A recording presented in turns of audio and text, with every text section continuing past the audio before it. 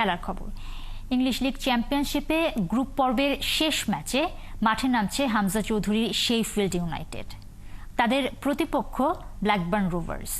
আগেই প্রিমিয়ার লিগে সরাসরি উঠতে না পারায় এই ম্যাচটি কেবলই আনুষ্ঠানিকতার। তবে প্লে অফ খেলে এখনও ইপিএলে খেলার সুযোগ আছে হামজার দলের। সেই প্রস্তুতিতেই রোভারদের বিপক্ষে ম্যাচে সারতে চায় ব্লেডরা। ব্রামান লেনে ম্যাচ শুরু হবে শনিবার বিকেল 5:30টায়। মেহেদী নাইমের রিপোর্টে বিস্তারিত।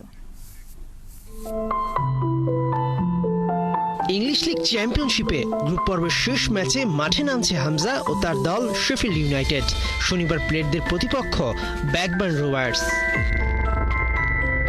7 ম্যাচ বাকি থাকতে শেফিল্ড যখন টেবিলের টপে, প্রিমিয়ার লিগ যখন হামজাদের এক প্রকার নিশ্চিত, তারপরে শুরু হয় শেফিল্ডের পতন। টানা 3 ম্যাচ হারে সরাসরি উঠতে পারেনি ইপিএলে। এই সুযোগটা কাজে লাগিয়েছে লিডস ইউনাইটেড ও বার্নলি। এই দুই দলকে দেখা যাবে প্রিমিয়ার লিগের রেসে। তবে এখনো আশা শেষ হয়ে যায়নি হামজাদের। টেবিলে 3, 4, 5, 6 থাকা দলগুলো নিজেদের মধ্যে খেলবে প্লে অফ। সেখানে জিতলে হামজা চৌধুরীর দল আবারও লড়তে পারবে প্রিমিয়ার লিগের টাইটেল রেসে।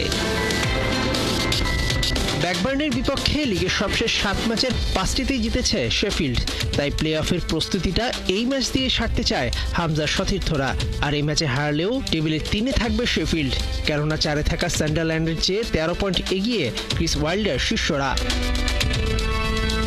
ঘরের মাঠ ব্রামান লেনে নামার আগে ফিট একাদশী পাচ্ছে শেফিল্ড। সাম্প্রতিক সময়ে যে স্কোরিং দুর্বলতা ও রক্ষণভাগের দৃঢ়তায় ভুগছিল শেফিল্ড, সেটা দ্রুত কুপার মুরদের হাত ধরে কাটিয়ে উঠতে চায় প্লেডরা। ট্রান্সফার জটিলতায় এবারের ইংলিশ লিগ চ্যাম্পিয়নশিপ কর্তৃপক্ষ 2 পয়েন্ট কেটেছে হামজাদের। আর বার্নলির বিপক্ষে গুরুত্বপূর্ণ ম্যাচে হারের পর হামজাকে উত্তক্ত করার ঘটনা তো সবারই জানা। যদিও তার পরের ম্যাচে স্টোক সিটির বিপক্ষে জিতে ছন্দে ফিরেছিল হামজারা। গ্রুপ পর্বের পর প্লে অফের প্রতিটি ম্যাচই তাই হামজাদের জন্য অগ্নি পরীক্ষা।